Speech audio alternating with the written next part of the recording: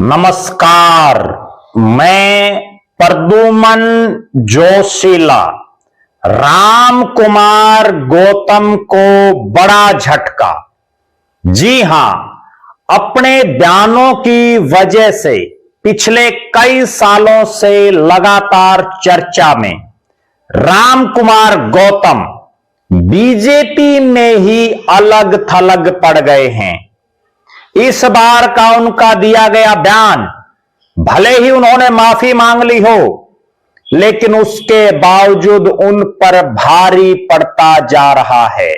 इस वीडियो में हम आपको बताएंगे कि आखिर कैसे बहुत बड़ा झटका राम कुमार गौतम को है और कैसे वो बीजेपी में ही अलग थलग पड़ गए हैं। वीडियो को विस्तार से देखने से पहले आप सभी दर्शकों से यह अनुरोध है कि YouTube पर हमारे चैनल को सब्सक्राइब करें, बेल आइकन घंटी का बटन अवश्य दबाएं, वीडियो को ज्यादा से ज्यादा शेयर करें, वीडियो को हाइप जरूर करें, अपने विचार कमेंट के माध्यम से जरूर रखें। Facebook, Instagram, Twitter, x, threads पर हमें फॉलो और लाइक जरूर करें। जो दर्शक निष्पक्ष, निर्भीक और स्वतंत्र पत्रकारिता में विश्वास रखते हैं, वो हमें निरंतर आर्थिक सहयोग जरूर करें। उसके लिए आप हमारे मोबाइल नंबर 94 166 74 472 94166 74472 पर गूगल पे या फोन पे जरूर करें। अब मैं आपको जो बताने जा रहा हूं, फिलहाल सफीदों से बीजेपी के विधायक राम कुमार गौतम पिछले काफी दिनों से ट्रेंडिंग में चल रहे हैं। 2019 में चौधरी देवीलाल के परिवार की पार्टी जेजेपी से विधायक बनकर के आए राम कुमार गौतम कुछ समय बाद ही अपने कई ऐसे शब्दों की वजह से लगातार ट्रेंडिंग में रहे, खूब वायरल रहे। सोशल मीडिया से लेकर के समाज के अलग अलग वर्गों, अलग अलग इलाकों में उनकी खूब चर्चा रही। जब उन्होंने दुष्यंत चौटाला को खोपर कहा हो या जब उन्होंने सारा माल जीम गया जैसे शब्दों का इस्तेमाल किया, उसके बाद लगातार वो चर्चा में रहे। 5 साल खूब हाइप उनको मिली। लेकिन अब जब वो बीजेपी की टिकट पर जींद जिले के सफीदों से जीते, तो उनका ही एक बयान, जिस पर उन्होंने माफी भी मांग ली है और जिस बयान में उन्होंने किसी ना जाति का नाम लिया ना किसी व्यक्ति का नाम लिया, जिसमें उन्होंने स्पष्ट तौर पर कहा कि सालों से राज चला गया, नायब सैनिक क्यों बन गया, आगे भी आओगा थारा लागदार, बिगाड़ लियो के बिगाड़ोगे, उल्लू हरियाणा सबका है, सुसरा से लेकर के बटेऊ चूरमा खाओ जैसे शब्दों का उन्होंने इस्तेमाल किया।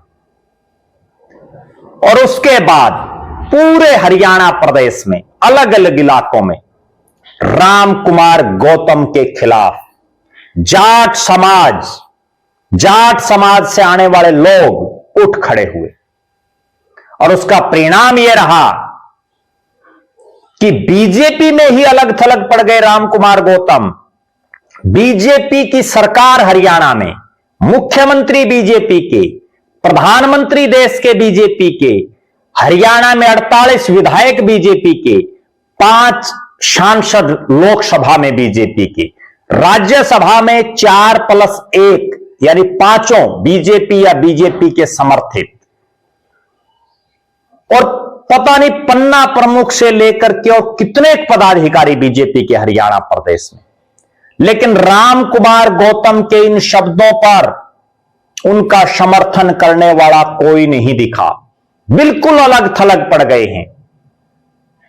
किसी ने अब तक आगे आकर के यह नहीं बताया कि नायब सैनिक किसका लागदार है, कौन है वो साले जिनसे राज चला गया।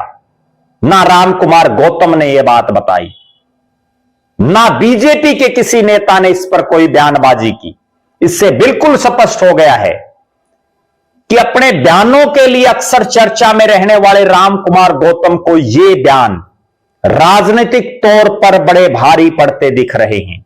बहुत बड़ा झटका राम कुमार गौतम को है राजनीतिक तौर पर। क्योंकि यही वो राम कुमार गौतम हैं जब इन्होंने खोपर सारा माल जीन गया जैसे शब्दों का जब इस्तेमाल किया था, तो बीजेपी के नेता हों, कांग्रेस के नेता हों, इनेलो के नेता हों, अन्य सामाजिक लोग हों, उन्होंने खूब राम कुमार गौतम को कोट करके राम कुमार गौतम के इन शब्दों को बार बार प्रयोग किया।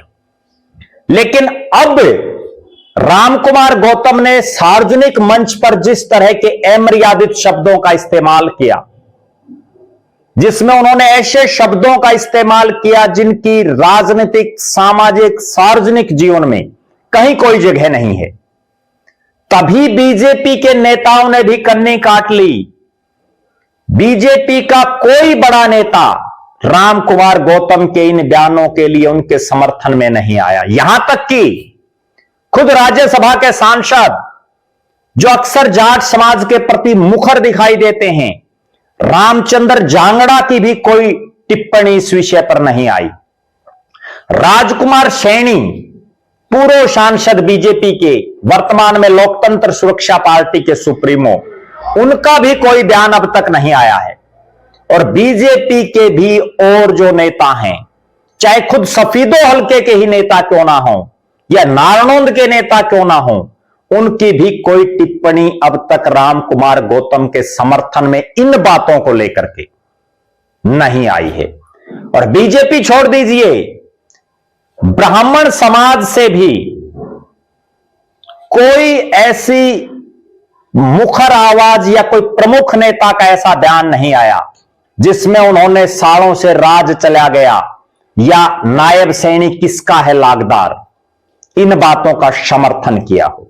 इससे बिल्कुल स्पष्ट हो गया है कि बुढ़ापे में राम कुमार गौतम, जिनकी पिछले काफी समय से मंत्री बनने की एक दिली इच्छा है, जिसको वो कई बार जाहिर भी कर चुके हैं, मंत्री बनना चाहते हैं, इस तरह की बयानबाजी दे करके चर्चा में रहना चाहते हैं, लेकिन ये बयान उनके ऊपर बड़े भारी पड़ रहे हैं।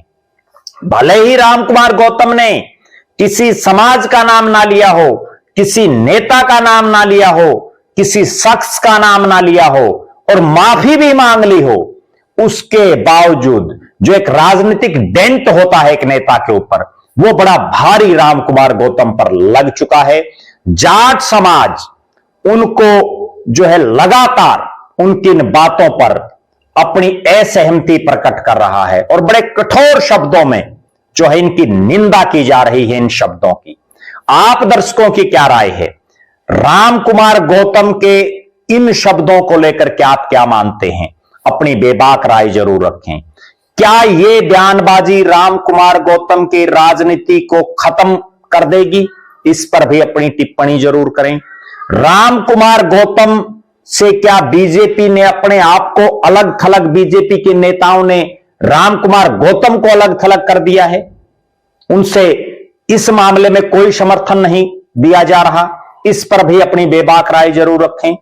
और बहुत बड़ी बात, क्या बिना नाम लिए, बिना किसी व्यक्ति, किसी जाति का नाम लिए जो शब्दावली राम कुमार गौतम ने यूज की और उसके बाद उन्होंने माफी भी मांग ली, तो आप दर्शक इस चीज पर भी कमेंट जरूर करें, क्या अब इस टॉपिक को बंद कर देना चाहिए? जब उन्होंने माफी मांग ली तो क्या अब इस पर और चर्चा करनी भी जरूरी है? इस पर भी अपनी राय जरूर रखें।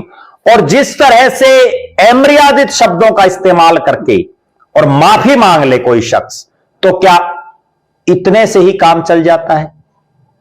अगर उसने फिर इन्हीं शब्दों का इस्तेमाल कर दिया, इस चीज का कौन भरोसा और विश्वास करेगा? इस पर भी अपनी बेबाक राय जरूर रखें। आप लगातार हमारे साथ बने रहें।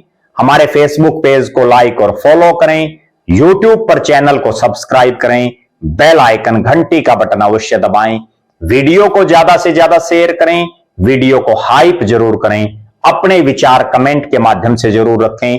जो दर्शक आर्थिक रूप से सक्षम हैं वो हमें निरंतर आर्थिक सहयोग करें। बहुत बहुत धन्यवाद। आपका अपना प्रद्युमन जोशीला।